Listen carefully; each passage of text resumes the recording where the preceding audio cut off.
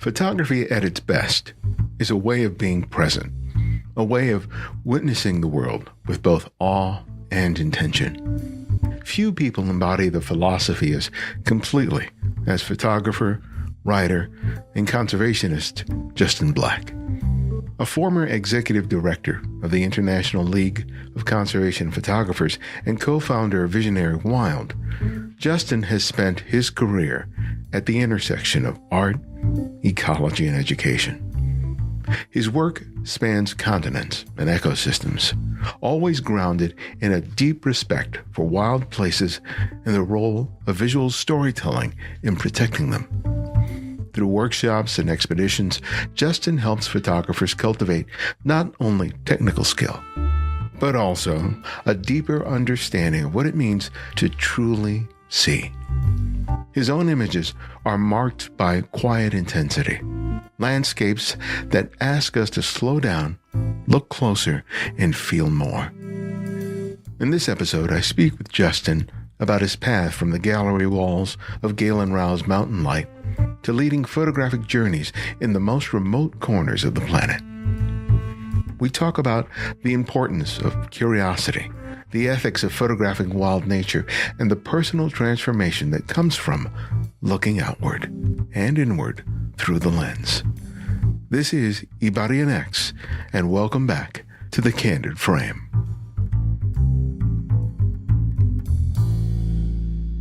Justin, welcome to the show. Well, it's my pleasure to be here. Thank you for having me. I've been familiar with your work for a while, and I've always enjoyed it very much.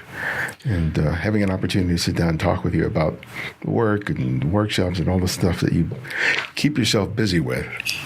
I sometimes think I'm busy, but when I start looking at all the things you got your hands in, it's like, man. Yeah. And you got a family. Yeah. You got kids. Yeah, the feeling is mutual for sure. And yeah, I'm not quite sure how we pull it off sometimes, but somehow we make it work. I think my peak in terms of days traveling in a year was 2015. And I think I figured out that I was away from home 210 days, including 3 weeks of family travel, but that was way too much. And sort of had to scale it back because it was not sustainable. But we seem to have found a good sort of happy medium. Did COVID, that period sort of helped sort of change things up in terms of how you define that time? That's for sure. I was definitely home for a long time. Let's see. I guess in early 2020, we operated. It just happened that we had sort of 4 trips all stacked up together. Like I think Chris Linder was operating a Falklands trip, and then we had we had at least 3 Antarctica trips on 2 different vessels in maybe even 4. Anyway, we had something like 5 or 6 trips in January of 2020, and then something in February, and then I had an India, like a Tigers trip in late February, early March of 2020. And I found out, I guess, 7 days after I got home from that Tiger trip that India had canceled all, tourist visas, and everything was getting shut down. And basically we had to postpone everything from that point on until, I think it wasn't until maybe April of 2021, with the exception of two workshops we were able to add in the eastern U.S. that were sort of designed to be COVID-friendly, so to speak, or COVID-safe, with certain protocols in place. So we were able to operate those in the autumn of 2020. But otherwise, it was all shut down for a year. And thank goodness our clients are amazing, because literally I can count on one hand the number of people who said that they didn't want to just reschedule the trip for a year later or whatever. They wanted their money back. And if everybody had demanded their deposits back and everything, we would have been bankrupt. It's that simple. So, yeah, we were very, very fortunate to get through that. And actually, it worked out in some strange ways. But Yeah, it was definitely a stress-inducing time, no question. One of the things I wanted to talk to you about is you wrote an essay about, the purpose of your photography. And I thought that was a really interesting piece to read, because I think it's something that a lot of people don't give thought about. There's so much discussion about creating photographs and about the equipment that makes the photographs and all this stuff. But the question is like, what is this all for?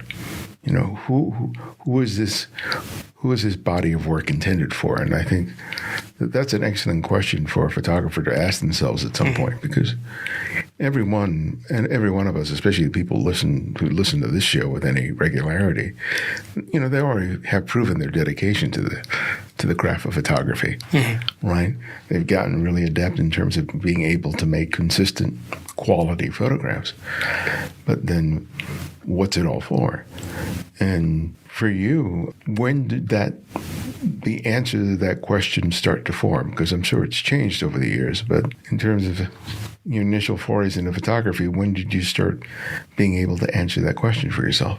There are a lot of layers to that. So, when I started out, I got into photography when I was about 13, when I saw the first print come up in the developer in a class I took in high school, and was hooked on it. But I always was attracted to sort of the fine art side of it. But then I confronted the reality of, okay, well, now I'm, finishing up university, and I've started out studying international affairs and switched majors to photography and fine art photography, and yet, stepping out into the world with a fine art degree doesn't necessarily make it the easiest path to make a living. So I was working at a picture agency that was a London-based picture agency, and basically got a contract to shoot for them, doing travel stock and things like that.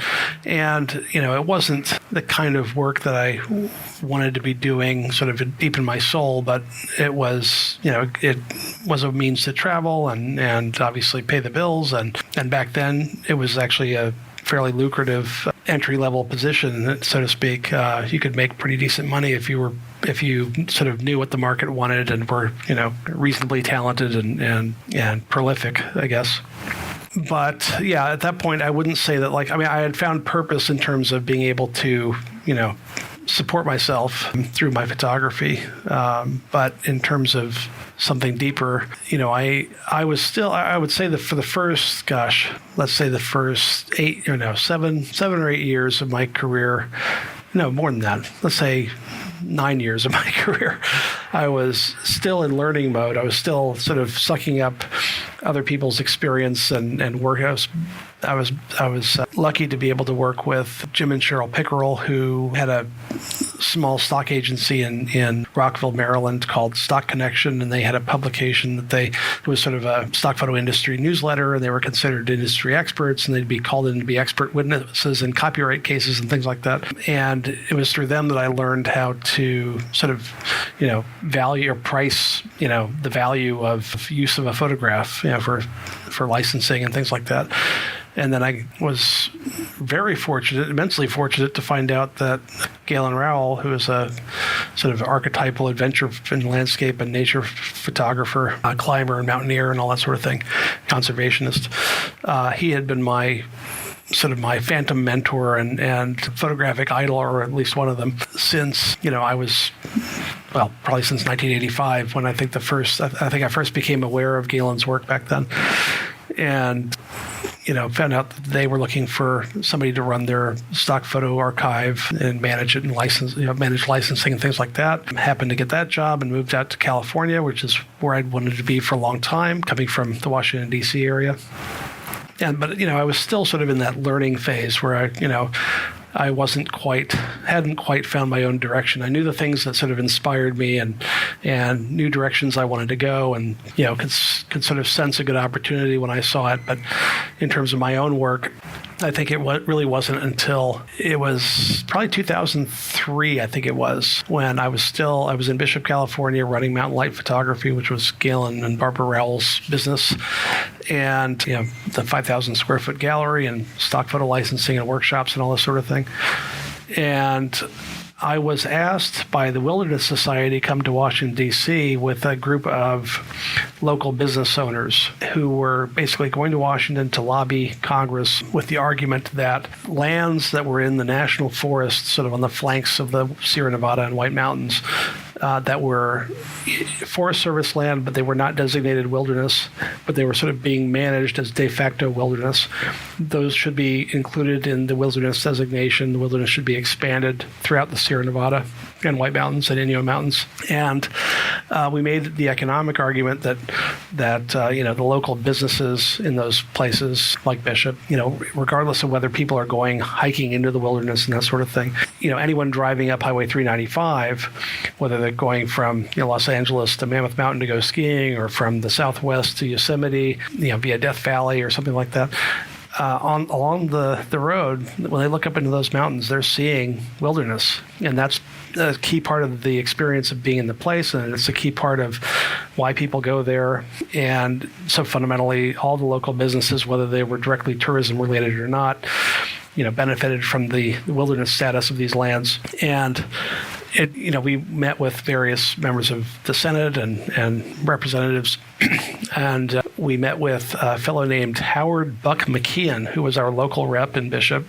in one of the geographically largest districts in California. And, he was not really inclined to listen to or want to talk to environmentalists so much. Most of his constituency was fairly conservative and mostly down toward Los Angeles, not so much out in our neck of the woods. But when we met with him, he was gracious enough to take our meeting and sit down with us.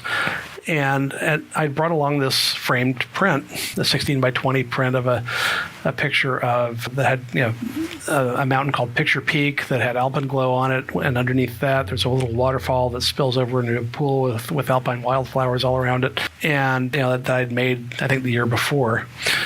And I just asked him, Congressman, did you know that this is in your district? And I sort of assumed he'd say yes, but his jaw just hit the floor, and he was like, "That's in my district?" And I showed him the map. I said, "Well, this is here, and your district boundary is here, so yes, this is in your district." And he was just blown away. He literally had no clue what was up in those mountains. And I can't take credit for it, because there were a lot of people involved in the initiative and the campaign to expand the wilderness in California. But I guess it was about 4 years later, he actually ended up co-sponsoring the bill with Barbara Boxer to expand the wilderness designation in California, and added, hundreds of thousands of, if not millions of acres of land to the designated wilderness in California. So, that things like that made me realize that, this isn't just about, my passion for my art and that sort of thing. It can affect real change. And, that applies, obviously applies to things like, straight photojournalism, just informing people. That's a key aspect of photography that's so important. And it's even more important now with, AI imaging, that despite things like, Photoshop, where the content of images can be changed fairly easily, or AI imaging, where you can just fabricate, fictional, photorealistic images from whole cloth.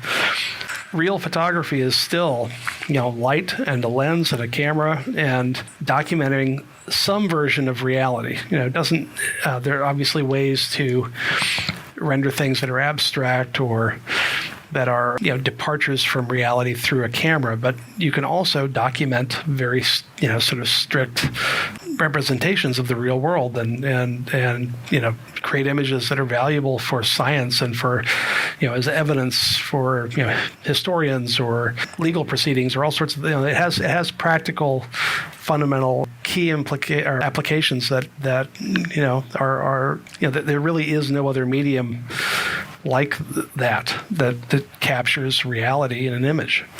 Yeah, and I've talked to a good number of photographers who have used their photography to sort of promote, the natural world that is in their community, whether it's wetlands or whether it's, beaches or whatever it is. Mm-hmm. So it's, people think about landscapes, they think about, the huge iconic national parks, but, there's a natural world, all, regardless of where you are in the country or in the world. Absolutely. And, those places are in as much of need of safeguarding as anything. So I think that's, something to think about, in terms of what you want to do with the work, because, with all the development that's happening elsewhere and with all the sort of reining in of, public funds to support these areas, it's even more important for people to sort of speak out. And if you're a photographer who frequents these areas and wants to preserve them, there's probably no better place to start than with your own backyard.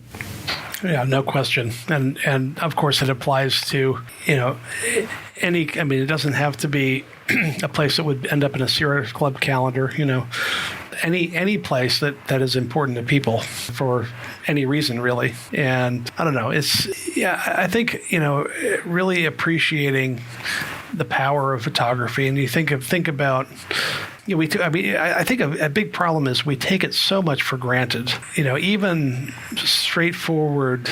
I can think of, like, say, a picture you'd see in a newspaper of somebody, speaking at an event or on the floor of the House of Representatives or something, and it's really just a person in front of a microphone, but it's still a document of this event. So sort of the picture goes with the words, and they sort of confirm each other. Like, yes, this person was there. What I'm reading is borne out by the picture. That kind of thing. Those kinds of things are just so incredibly important. I really do think that we take it for granted. And I think right now, given what's going on politically, anything that documents reality and the truth, even though photography can be misused and used to misrepresent things and that sort of thing, it can also be used the other way to document reality. And boy, do some people these days need a dose of reality. You're a firsthand witness to how Galen saw his work through. People look at his photographs and just amazed at the lengths to which he would go to create the photographs. But he was always thinking in terms of how these images are going to be used, right, how they were going to be seen, who they were going to be seen by. With respect to that, what did you learn from him and his wife? Oh boy, so much. It's funny. Galen was he was very smart, very intelligent, and his the gears were always turning. And I sort of recognized after a while that virtually everything he did in life was in some way sort of fed into his business and his career. Whether that was a trail run, to stay fit so that he could go on the expedition to climb the mountain or whatever, or if he gave a workshop, he was also promoting his prints. He'd bring people into the gallery, which is where the classroom was, and they'd see his prints and maybe buy his prints or tell their friends about his prints or his workshops. And he'd mention his workshops in his outdoor photographer column, which would bring people in for that, or mention the gallery or talk about his printing process, which would get people interested in his prints and things like that. So basically, he created this self-reinforcing upward spiral of, just sort of a diversified business. So much so that I won't name names, but there were other photographers who are extremely highly regarded who sought to sort of spend time with him and sort of look under the hood, so to speak, and sort of get a sense of how his business worked and how he made it work, so that they could do the same thing, basically. But he, and as you say, he was always looking for, outlets for stories to tell. And he was driven to a large degree by sort of an adventurous spirit where he, I think the perfect example is when his last expedition, actually, his last real expedition, where he went to the Changtung Plateau in Tibet with Conrad Anker and Rick Ridgway and Jimmy Chin. And they had these customized rickshaws built with like mountain bike tires and handbrakes and stuff, and they each had about 250 pounds of gear and provisions in, and they pulled these things 275 miles overland across the Tibetan plateau at an average elevation of about 15,000 feet to find the calving grounds of the Chiru antelope. And that was proposed by a biologist named George Schaller that Galen had sort of idolized. But there was a conservation aspect, an adventure aspect, obviously a photographic aspect, and a big part of it was that it had never been done before. And it seemed like in a world that's sort of running out of places that haven't been visited by humans and things that haven't been done, that was high on his list of things to do. And he was just about to turn 62 when he did that, but still probably the fittest guy on the team. He and many other photographers work with conservation efforts, nonprofits, NGOs. Right. Tell us about building those relationships, especially with someone who, may be beginning. They feel that they're a real adeptive photographer, and they want to be they want their images to be used for a purpose that is, very positive and sort of a way of giving back. But in terms of that, where do people start? First of all, I think there is a tremendous potential in sort of conservation photography as a career. And there are photographers who have made it work, one being my friend Chris Linder, who, he was affiliated with Woods Hole Oceanographic Institute, and through them, he got to know scientists that were doing work in the field, and through discussions with them, he learned that it would be beneficial to them to have photographic documentation of their work in the field that they could use both in publications and when applying for grants for further research and things like that. And so he actually managed to build a viable career getting written into scientists' grants. And, he'd say, here's what it's going to cost for me to come out and do a month of coverage of your project on the Greenland ice cap or whatever. And, they would write him into their grant. They'd get funding for it. They'd say, here, Chris, here's what we're paying you to do this. Come on out and, do it. And that was his sort of primary source of income for a long time, and still is a really important part of it. And when I was executive director at the International League of Conservation Photographers, I saw firsthand how through projects where we put a group of qualified photographers out into the field to document a very specific, usually very timely threat to an ecosystem or whatever, so that we could hand the pictures over to the conservation NGO that was working on those issues to use in their communications and get the word out to policymakers and the public and all that sort of thing. I saw what a good value it represented to the conservation NGOs. And I think the big challenge that photographers face is that it takes a certain degree of sort of quote-unquote client education, where you have to go to the NGO and say, look, you ought to put me out in the field and document this thing that you're trying to get saved or whatever, document the people who are trying to save it or the threats against it or whatever, and by the way, you ought to have an annual budget for this, because the big problem that we would run into was that, an NGO would love the idea, but they already, had allocated their funds for the year. Their budget was set, and they didn't just have extra cash sitting around. And so then, we'd have to maybe go to a particular donor and ask them for a check to fund the project or whatever, which can be doable. But what I found is that I think if conservation NGOs were more aware of the value of taking a team of qualified, experienced conservation photographers and putting them out into the field to document, do sort of intensive coverage of whatever the issue is that they're working on, and hand those pictures over to the NGO, they can do amazing things with them, and the value they get out of it is incredible. I mean, I was on a project for the Chesapeake Bay Foundation documenting threats to the Chesapeake Bay watershed, and the pictures I shot on that project are still being used by the Chesapeake Bay Foundation, which is their right. We made them, we hand them over to them, and they could do whatever they want with them. And this we're talking about. Gosh, that was 15 years ago. and they're still using the pictures in their communications. And I think that the bill for that project, for putting pretty significant, God, what was it? I'm trying to remember how many photographers we had in the field on that project, but it was at least a dozen for anywhere from 2 to 4 weeks or so each. And I think the total bill for their travel and accommodations and time and everything was about $40,000 or something like that.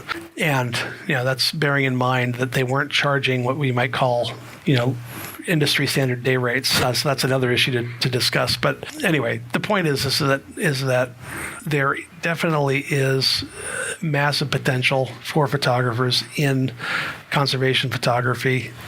The downside is that the clients, the conservation NGOs, sometimes need a lot of effort put in to sell them on the concept. Yeah.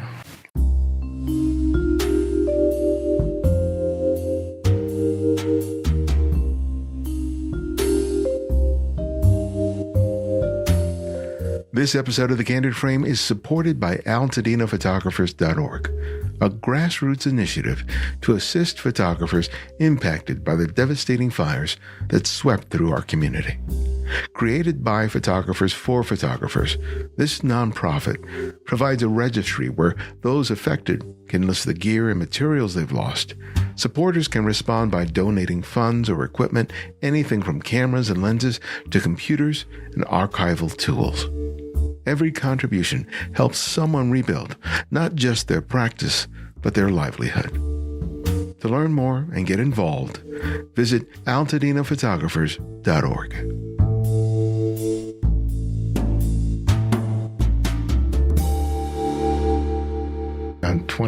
More than 20 years ago, I was working at I wish I was working at National Geographic. I was working an outdoor photographer, and all those magazines, and I know you wrote for them. Galen had a regular column in there, as well as a lot of other premier outdoor photographers. And I was listening to an interview with a photographer who was from that period in a different genre of photography, but he was talking about how at the time you would leverage editorial work, stock work, in order to create a name for yourself, in order to create a career.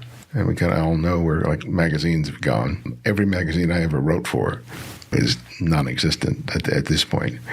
And stock has certainly changed from what it was when I first started my career. That is for sure. So, what's the outlet now for this kind of photography, especially for someone who was interested in, shaping a career? There are still magazines. There's still Smithsonian and Ranger Rick and National Geographic and National Geographic Kids magazine, and there's Outdoor Photographer. I recently learned has been bought and is being resurrected. There's a new magazine called Wild Eye that was basically meant to be sort of the phoenix rising from outdoor photographers' ashes, so to speak. I think they're now just about to release their second issue.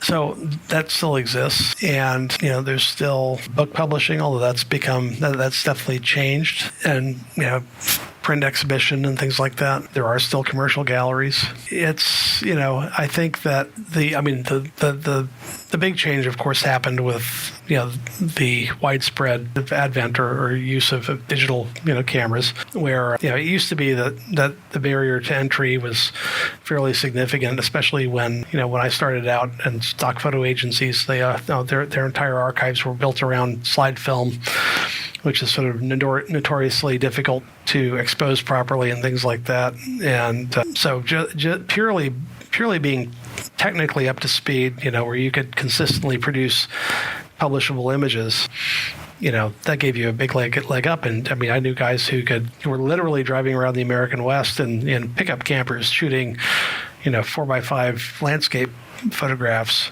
and submitting them to agencies and just cashing checks, and making six figures in the process, and not even ever dealing with the client really. other than the agency. And then, well, the big thing was that agencies, they wanted to work with photographers who were consistently producing saleable images. And if you couldn't do that, they weren't interested in you. Well, now, not now, years ago, when the digital distribution model came into effect, now if you have one marketable image, you can play the game, right? So that results in massive oversupply. We know all the story behind that. But one interesting thing I've found with like even stock licensing, and I'm no longer represented by any agencies. I represent my work myself. What I have found, using Jim and Cheryl Pickerel's book, Negotiating Stock Photo Prices, which I think the most recent edition was from 2001 or something like that, maybe later, but in the early 2000s anyway. I still use that book, and I still use the same pricing models, but adjusted for inflation. So in other words, if I get a request for a picture, I look up the use that's been proposed in the book, and I say, well, that was back in 2001. This is 2025. Adjusted for inflation, the price should be this, and that's what I quote to the client. And of course, many of them say, "Oh, that's way out of our budget." But what I found is, I just say, "Well, I'm sorry, but that's what it's going to cost. That's my rate." And we hang up the phone, and somewhere between 40 and 50% of the time, they call me back within a week and accept the price, because they had already gone to the trouble of putting it into a layout and getting it approved by a committee or an editor or an art director or whatever. And, I may be the outlier who, happens to cost a lot more than they were expecting to pay, but I'm the only one because they're getting every other picture for $25 or less from, online stock agency. And everybody's using it. So many times I've seen an image repeatedly used, whether it's of a location or a person, and it's just like... No kidding. It's crazy. Yep, absolutely. One thing I learned in the stock photo industry was that, most clients, they don't care about excellence, they care about good enough at the right price, right? So the premium that is willing to be paid out there for really high quality photography is, it's when you find those clients who do care for one reason or another about really high quality, boy, you hang on to them. And they do exist, but they're just sort of thin on the ground. One of the things of learning to determine the value of your work is having an understanding of everything you put into creating it. Absolutely. And that's how you kind of determine how much is it worth? Because it's something a lot of photographers are challenged by. How much can I charge for this? Right. And for me, it's like, well, how much time and effort did you put into making it? Not just this individual image, but everything that led up to the moment. Yeah, no question. Yeah, so talk to me about sort of using that as a sort of a barometer for valuing your work. I mean, specifically, we were talking about stock, but, it could be any market that you're considering releasing your images, whether it's prints, whether it's licensing. Let me talk about prints a little bit. So, when I was still with Mountain Light Photography, after Galen and Barbara died, there was obviously a creative vacuum that was left because they were the sort of the creative force behind the company and the gallery and all that. And we started recruiting and bringing in other photographers to do guest exhibits and to have their work available as like matted bin prints in the gallery and things like that. And the Rowell family was kind enough to invite me to show my work in the gallery as well. And so, at the time, I wasn't really, I'd had one or two exhibits in the Bay Area, but I wasn't really actively promoting my work as prints. And so I needed to come up with a pricing structure and, what was I going to do in terms of, limited editions or unlimited editions and all this kind of stuff. And what I fundamentally did was just copy Galen's pricing structure initially. And that was fine. And, I'd sell prints and, I certainly wasn't stepping on Galen's toes. He was still the bulk of the prints sold from the gallery were of course still his. But anyway, it was sort of interesting that here I am. My prices are basically the same as Galen's, and from the perspective of the visitors of the gallery, I'm a nobody, and he's who he is. And then later on, gosh, what was it? It's probably 10 years ago now, I guess. I had sort of very gradually increased my prices somewhat, but and I was really deep into running Visionary Wild, our photo workshops and travel program, and that was the bulk of my income and that really my main focus. And I would find that I'd get a print order coming in. And, it would come in like the day before I was leaving for a 3-week trip or something, or come in the middle of Grand Canyon raft trip where I'm totally out of contact for 10 days. And, I didn't like this thing of, having these print orders sitting there where I haven't been able to communicate with the clients and all this kind of stuff. And I just decided, you know what, I'm just going to increase my prices. Like if I have to deal with a print order, it's really going to be worth my while. And I basically sort of I was sort of writing off my print business. I was saying, you know what, I'm just going to make the prices high enough where, I'll probably lose all my clients, but when I get the one order, I'll be super happy. The thing that I found, which is, bizarre, but my volume actually increased. And I think it's only because of the perceived value. Like when you price something higher, somebody says, "Oh, wow, that must really be worth it," And so, I did like a double take when I looked at the numbers at the end of the year, and I said, "Wait, my actual number of print sales actually went up." So, it's such a funny business, and there's so much, sort of psychology involved and that sort of thing. But I don't know. There's still a lot of opportunity out there. I think that the key is really getting to know the market, sort of understanding the what the market wants, and what you want most of all. Is what is it that you want to do with your photography that motivates you, that you want to sort of share with the world and say to the world, and if it just so happens that you can find a way to make a living in that process, then all the better. But it's definitely a tough scene out there, and it's not helped by the fact that there are a really surprising number of people out there who don't really need the income. They're fundamentally retired from, a corporate career or whatever. In any case, their basic support is taken care of one way or another, and they hang out their shingle as a photographer and call themselves a professional, even though they've never actually supported themselves properly on their photography. So it's that's another thing that professional photographers are up against. And I always tell people, somebody will come to me and say, "Oh, my son or my daughter is interested in becoming a landscape photographer or a nature photographer.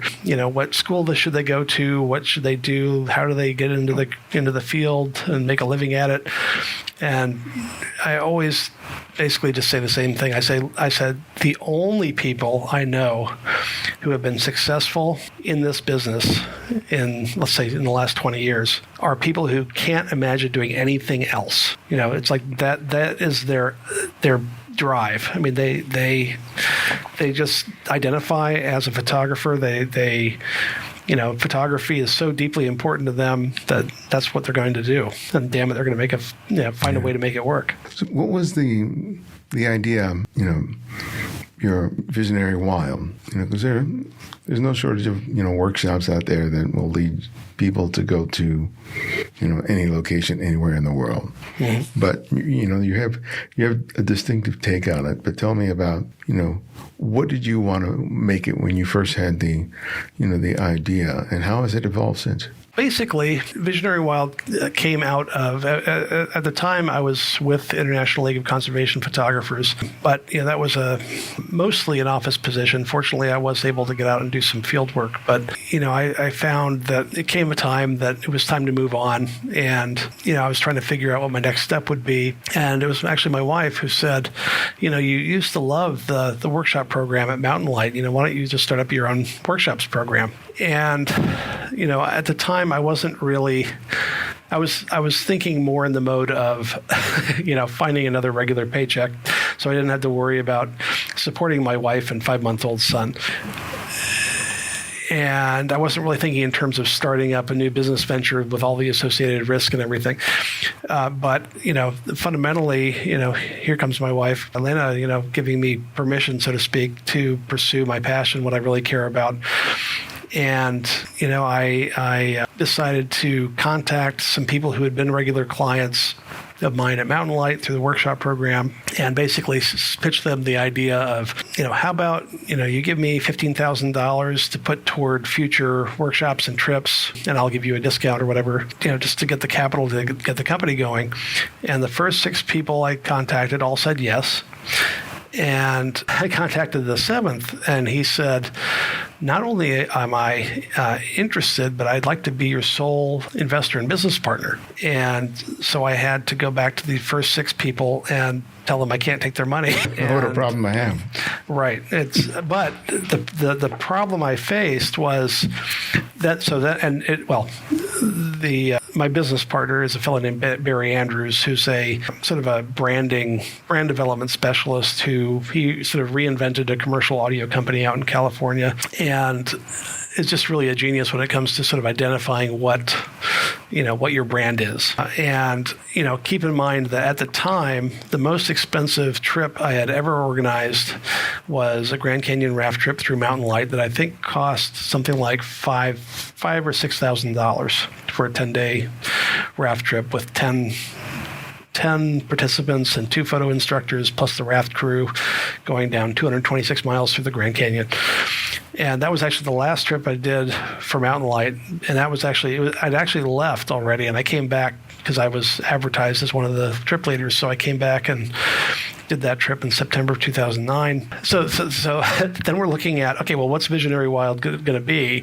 And we have some pretty ambitious ideas about, the kinds of trips we'd like to do. And a big part of it was, we wanted to have a low ratio of students to instructors. And we wanted to generally have smaller groups. And while we don't necessarily do luxury for luxury's sake, if the best place to stay for this particular opportunity, was, a really, really nice, expensive lodge somewhere, well, gosh, that we were going to stay there because that was the way to do it. Or, if we thought that doing, like chartering a helicopter to do aerial photography was, a really compelling opportunity on a particular trip, we wanted to be able to do that. Or, charter a small ship to, privately for our group, if that was the best way to pursue the photographic goals of the trip. And then we start working up sort of hypothetical trip budgets of what are these things going to cost and how much we're going to charge.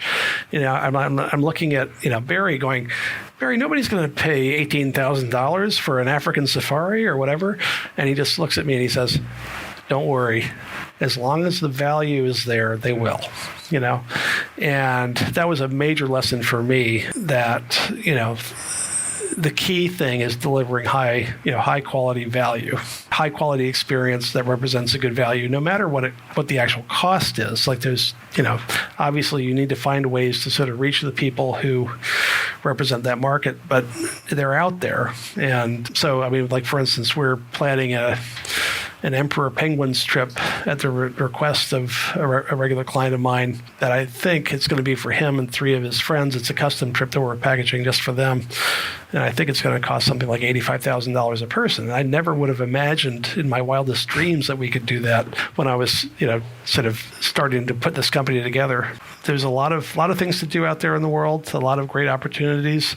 Some of them are very accessible and not very expensive, and we do those too. But some of them are kind of crazy over the moon. And I'm not going on that Emperor Penguins trip because my presence would be too expensive. But getting back to that question that I had, early on in terms of finding a purpose, that's something that you help those people who are interested in trying to find that for themselves.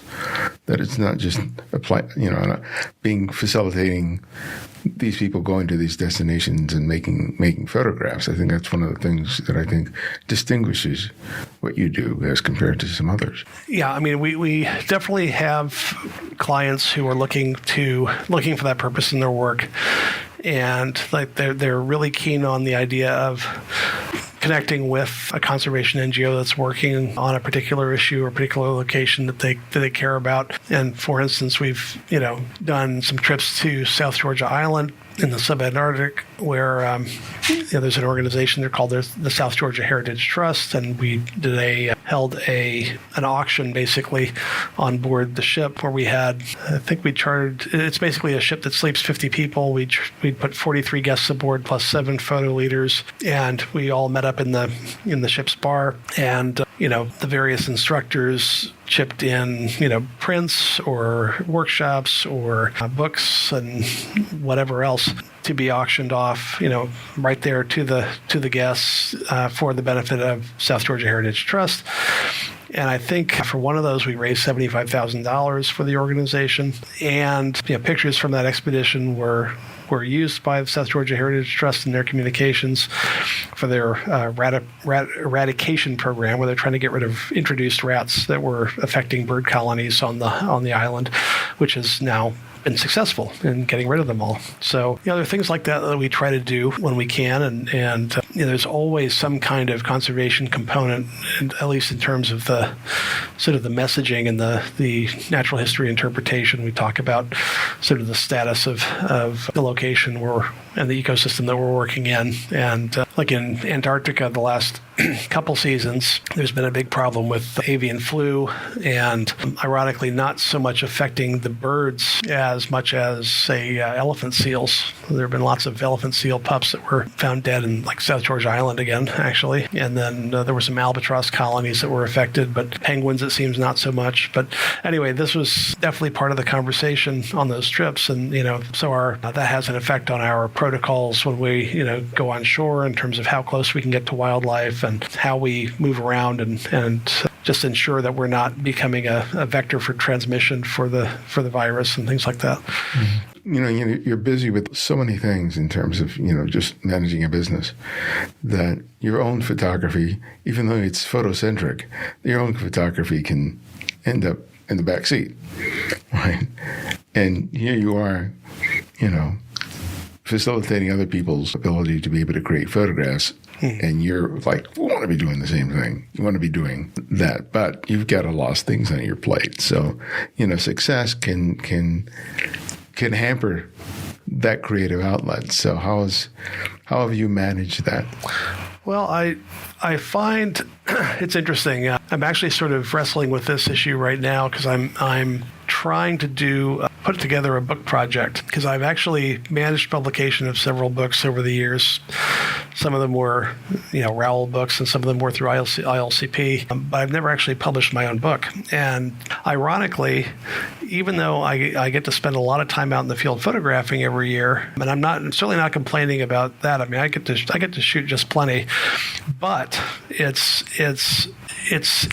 so scattered in a way. I'm doing trips all over the place, but sort of thematically and conceptually, finding sort of a common thread that weaves everything together is very difficult. And if you have any great ideas, I'd love to hear what you have to say. But it's, I suppose that what I would love to have the luxury of is more time to focus on, particular subjects or particular locations that I'd like to, sort of expand bodies of work about, or that sort of thing. And another thing that that often happens is, we'll have a trip model that's successful, and so we repeat it. So, I get to go back to the same locations, and sure, the weather may be different, the conditions may be somewhat different, and so I'll get to see the same locations in a different light, but I may not be visiting new locations in the same, area, the same country or whatever. And so, I don't know, it's, if I was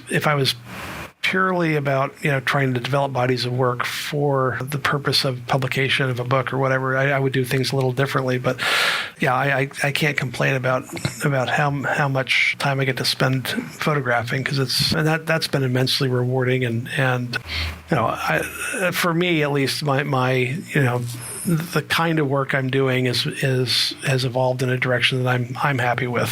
Whether other people like it or not, it's a different matter. But I'm liking the work I'm doing, and I'm hoping that I have some potential outlets for it down the road. Well, my last question that I ask each guest is, I ask them to recommend another photographer for our listeners to discover and explore. And it can be anyone, someone you've long admired or someone you've recently discovered. So who would that one photographer be, and why? Oh, boy, that's a good question. You have to realize that I'm risking offending lots of people by omission. Somebody who never ceases to amaze me, partly because he's reinvented his career at least, I think, 3 or 4 times, is Jack Dykink, who he just published a feature story on pygmy owls in National Geographic, which I think makes him the oldest photographer to actually do a feature article for National Geographic at age 82. And so basically he went from sort of newspaper photojournalist to newspaper photo editor to Southwestern landscape photographer, and now he's a bird photographer. And he just keeps on going and reinventing his work in the process, and sort of stylistically and that sort of thing. But always with this photojournalistic thread that sort of beats in his veins. Well, Justin, thank you so much for your time today. I really appreciate it. I really enjoyed having a chance to get to know you. Oh, my pleasure. And hope we can continue the conversation some other time.